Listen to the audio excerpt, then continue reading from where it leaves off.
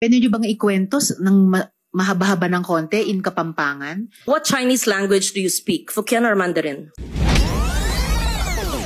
Marunong po ako sa Mandarin po, Your Honor. I can speak Hokkien po.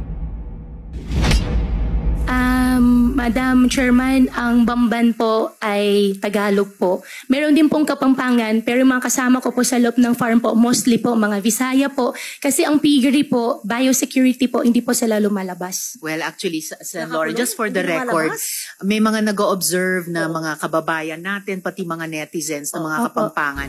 Yan po ang tanong nila sa inyo. Kasi Kapampangan po ang lingwahe nila. Yes. Anyway, can you Sen. Lauren. Konti lang po yung alam ko po sa Kapampangan. Ang alam ko po, sobrang konti lang po. Di takramo po.